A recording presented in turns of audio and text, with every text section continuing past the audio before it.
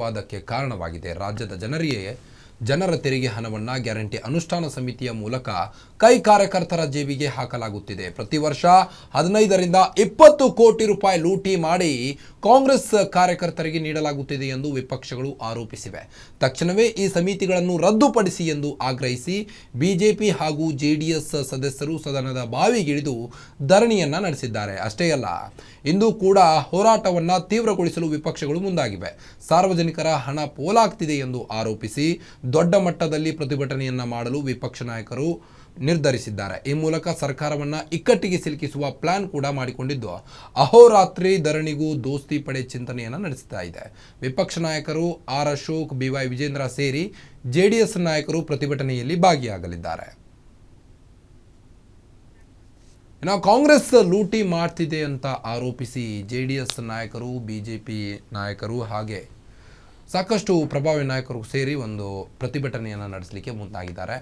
Guarantee ಯೋಜನೆಗಳು ಜನರಿಗೆ ತಲುಪ್ತಾ ಇಲ್ಲ, ಎಲ್ಲೋ ಒಂದು ಕಡೆ ಗ್ಯಾರಂಟಿ ಹೆಸರಲ್ಲಿ ಕಾಂಗ್ರೆಸ್ ಜನರನ್ನು ಲೂಟಿ ಮಾಡ್ತಾ ಇದೆ ಅಂತ ನಿನ್ನೆ ರೇವಂತ್ ರೆಡ್ಡಿ ಅವರು ಸಹ ಒಂದು ಹೇಳಿಕೆಯನ್ನು ನೀಡಿದರು.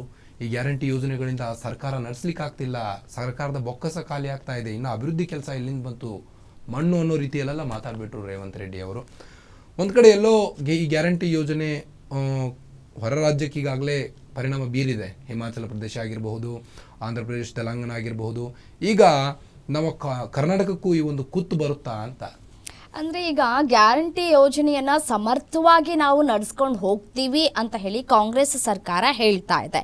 ಸೊ ಯಾವುದೇ ರೀತಿಯಾದಂತಹ ತೊಂದರೆಗಳು, ಸಮಸ್ಯೆಗಳು ಆಗದ ರೀತಿಯಲ್ಲಿ ನಾವು ನಡ್ಸ್ಕೊಂಡು ಹೋಗ್ತಾ ಇದ್ದೀವಿ ಅಂತ ಹೇಳಿ ಒಂದು ಕಡೆ ಕಾಂಗ್ರೆಸ್ ಸರ್ಕಾರ ಹೇಳ್ತಾ ಇದೆ. ಬಟ್ ಆದರೆ ಇಲ್ಲಿಯವರೆಗೂ ಗೃಹಲಕ್ಷ್ಮಿ ಯೋಜನೆ ಏನಿದೆ ಆ ಒಂದು ಹಣ ಸಿಗ್ತಾ ಇಲ್ಲ ಅಂತ ಹೇಳಿ ಸಾಕಷ್ಟು ಆಕ್ರೋಶಗಳು ಕೂಡ ವ್ಯಕ್ತವಾಗ್ತಾ ಇದೆ.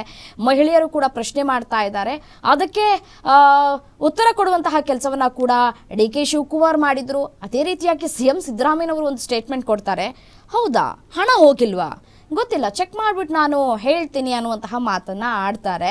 ಸೊ ಹಾಗಾಗಿ ಅವರಲ್ಲಿಯೇ ಒಂದಷ್ಟು ತೊಂದರೆಗಳು ಇರೋದು ಮೇಲ್ನೋಟಕ್ಕೆ ಎದ್ದು ಕಾಣಿಸ್ತಾ ಇದೆ. ಅವರಲ್ಲಿಯೇ ಒಂದಷ್ಟು ವಿಚಾರಗಳು ಚರ್ಚೆ ಆಗಿಲ್ವಾ? ಇನ್ನು ಇಷ್ಟೆಲ್ಲ ಆದರೂ ಸಹ ತಾವರ್ ಚಂದ್ ಗೆಹ್ಲೋಟ್ ಅವರು ಇಲ್ಲ ಗ್ಯಾರಂಟಿ ಯೋಜನೆಗಳಿಂದ ಕರ್ನಾಟಕ ಅಭಿವೃದ್ಧಿ ಹೊಂದಿದೆ ಅನ್ನೋ ಮಾತುಗಳನ್ನೆಲ್ಲ ಮಾತಾಡ್ತಿದ್ದಾರೆ. ಹಾಗಾದರೆ ಏನು ಮತ್ತೆ ಯಾಕೆ ವಿಪಕ್ಷಗಳು ಪ್ರತಿಭಟನೆ ಮಾಡ್ತಾ ಇದ್ದಾರೆ ಅಂತ? ಅಂದರೆ ಯೋಜನೆಗಳು ಸರಿಯಾಗಿ ಸಿಗ್ತಾ ಇಲ್ಲ ಅನ್ನುವಂತಹ ಮಾತುಗಳನ್ನು ವಿಪಕ್ಷಗಳು ಆಡ್ತಾ ಇರುವಂಥದ್ದು. ಮಧ್ಯೆ ಅಭಿವೃದ್ಧಿ ಅನುದಾನಕ್ಕಾಗಿ ವಾರ್ ಕೂಡ ಮುಂದುವರಿತಾ ಇದೆ. ಸಚಿವರು ನಮ್ಮ ಸಮಸ್ಯೆಯನ್ನ ಆಲಿಸ್ತಾ ಇಲ್ಲ, ನಾವು ಯಾಕೆ ಶಾಸಕರಾಗಿರ್ಬೇಕು, ಕ್ಷೇತ್ರದ ಅಭಿವೃದ್ಧಿ ಹೇಗೆ ಮಾಡಬೇಕು ಅಂತ ಸಚಿವರ ವಿರುದ್ಧ ಶಾಸಕರು ಆಕ್ರೋಶವನ್ನ ವ್ಯಕ್ತಪಡಿಸ್ತಾ ಇದ್ದಾರೆ. ಸರ್ಕಾರ ಬಂದು 2 ವರ್ಷವಾಗ್ತಾ ಇದ್ರು, ಸಚಿವರು ನಮ್ಮ ಕೈಗೆ ಸಿಗ್ತಾ ಇಲ್ಲ. CLP ಸಭೆಯಲ್ಲಿಯೇ ಶಾಸಕರು ಅಸಮಾಧಾನವನ್ನ ಹೊರಹಾಕಿದ ಬೆನ್ನಲ್ಲೇ ಮತ್ತೊಂದು ಕಡೆ CM ಒಂದ್ ಕಡೆ ಅಲರ್ಟ್ ಆಗಿದ್ದಾರೆ. ಅವರ ಸಮಾಧಾನವನ್ನ ಪಡಿಸುವಂತಹ ಕೆಲಸವನ್ನ ಕೂಡ ಮಾಡಿದ್ರು ಕೂಡ ಡೋಂಟ್ ಕೇರ್ ಅಂದಿದ್ದಾರೆ. ಸಚಿವರು ಕಡ್ಡಾಯವಾಗಿ ಜಿಲ್ಲಾ ಪ್ರವಾಸವನ್ನ ಕೈಗೊಳ್ಳುವಂತೆ CM ಸಿದ್ದರಾಮಯ್ಯನವರು ಕೂಡ ಸೂಚಿಸಿದ್ದಾರೆ. ಬಜೆಟ್ ಅಧಿವೇಶನದ ಮುಗಿದ ನಂತರ ಜಿಲ್ಲಾ ಪ್ರವಾಸವನ್ನ ಕೈಗೊಂಡು ಶಾಸಕರ ಸಮಸ್ಯೆಯನ್ನ ಬಗೆಹರಿಸುವಂತೆ ಕಟ್ಟಪ್ಪಣೆಯನ್ನ ಕೂಡ ಕೊಟ್ಟಿದ್ದಾರೆ.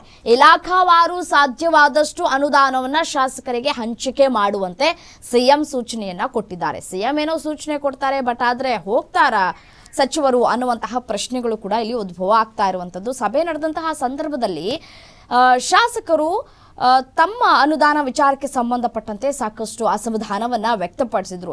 ಈ ಹಿಂದೆ ನಡೆದಂತಹ ಸಭೆಯಲ್ಲೂ ಕೂಡ ನೀವು ಭರವಸೆಯನ್ನ ಕೊಟ್ಟಿದ್ರಿ, ಬಟ್ ಆದ್ರೆ ಅದು ಯಾವುದೂ ಕೂಡ ಕಾರ್ಯರೂಪಕ್ಕೆ ಬಂದಿಲ್ಲ ಅಂತ ಹೇಳಿ ಶಾಸಕರು ಅಸಮಾಧಾನವನ್ನ ಹೊರಹಾಕಿದ್ರು. ಆದರೂ ಕೂಡ ಶಾಸಕರ ಮನವೊಲಿಸುವಂತಹ ಪ್ರಯತ್ನವನ್ನ CM ಸಿದ್ದರಾಮಯ್ಯನವರು ಮಾಡಿದ್ರು. ಆದರೂ ಕೂಡ ಅದಕ್ಕೆ ಒಂದಷ್ಟು ಶಾಸಕರು ಮತ್ತೆ ಅಸಮಾಧಾನ ಹೊರಹಾಕುವಂತಹ ಕೆಲಸವನ್ನ ಮಾಡಿದ್ರಿ. ನೀವು ಕೊಟ್ಟಿದ್ದಂತಹ ಭರವಸೆಗಳು ಯಾವುದೂ ಕೂಡ ಈಡೇರ್ತಾ ಇಲ್ಲ, ಸಚಿವರುಗಳು ಕೂಡ ನಮ್ಮನ್ನ ಕ್ಯಾರೆ ಅಂತ ಇಲ್ಲ, ಮತ್ತೆ ನಾವ್ ಯಾಕೆ ಶಾಸಕರಾಗಿರ್ಬೇಕು? ಮೈಲಾರಕ್ಕೆ ಅನ್ನೋ ಹಾಗೆ ಕೊನೆಗೂ ಗ್ಯಾರಂಟಿ ಯೋಜನೆಗಳೇ ಬರುತ್ತಿದ್ದು ಗಾಳ ಅಂತ. ಯಾಕಂದ್ರೆ ಗ್ಯಾರಂಟಿ ಯೋಜನೆಗಳಿಂದನೇ ಸರ್ಕಾರದ ಬೊಕ್ಕಸ ಖಾಲಿ ಆಗ್ತಾ ಇದೆ. ಹೀಗಾಗಿ ಸರಿಯಾಗಿ ಅನುದಾನ ಬಿಡುಗಡೆ, ಸ್ವಪಕ್ಷದ ನಾಯಕರಿಗೆ ಅನುದಾನ ಬಿಡುಗಡೆ ಮಾಡಕ್ ಆಗ್ತಿಲ್ಲ, ವಿಪಕ್ಷದವರಿಗೆ ಜಾಸ್ತಿ ನೀವು ಇದನ್ನ ಮಾಡ್ತಾ ಇದೀರಿ ಅನ್ನೋ ನಿಟ್ಟಿನಲ್ಲಿ ಮೊನ್ನೆ ಗನಿಗ ಅವರು ಕೂಡ ಸತೀಶ್ ಜಾರಕಿಹೊಳಿ ಮೇಲೆ ಗರಂ ಆಗಿದ್ರು. ಮತ್ತಷ್ಟು ಡೀಟೇಲ್ಸ್ ನೀಡ್ತಾ ಹೋಗ್ತಾರೆ ನನ್ನ ಕಲೀಗ ವೀರೇಶ್ ದಾನಿ ಕರೆಸ್ಪಾಂಡೆಂಟ್, ಸ್ಪೆಷಲ್ ಕರೆಸ್ಪಾಂಡೆಂಟ್ ಫೋನ್ ಸಂಪರ್ಕದಲ್ಲಿದ್ದಾರೆ. ಎನ್ ವೀರೇಶ್, ಶಾಸಕರ ಮನವೊಲಿಸುವುದಕ್ಕೆ ಸಿಎಂ ಸಿದ್ದರಾಮಯ್ಯನವರು ಹರಸಾಹಸವನ್ನೇ ಪಟ್ಟಿದ್ದಾರೆ ಅಂತ ಹೇಳ್ಬೋದು. ಸದ್ಯಕ್ಕೆ ಶಾಸಕರು ಏನು ಹೇಳ್ತಾ ಇದ್ದಾರೆ, ಮನವೊಲಿಸುವಲ್ಲಿ ಸಕ್ಸಸ್ ಆದ್ರ ಸಿಎಂ ಸಿದ್ದರಾಮಯ್ಯನವರು, ಡೀಟೇಲ್ಸ್ ನೀಡ್ತಾ ಹೋಗೋದಾದ್ರೆ? ಸಿಎಂ ಸಿದ್ದರಾಮಯ್ಯ ಅಧಿಕಾರಕ್ಕೆ ಬಂದು 2 ವರ್ಷ ಕಳೀತಾ ಬರ್ತಾ ಇದೆ. ಈಗಲೂ ಸಹ ಸಚಿವರು ಮತ್ತು ಶಾಸಕರ ಮಧ್ಯೆ ಒಂದು ಸಮನ್ವಯತೆ ಕಂಡು ಬರ್ತಾ ಇಲ್ಲ.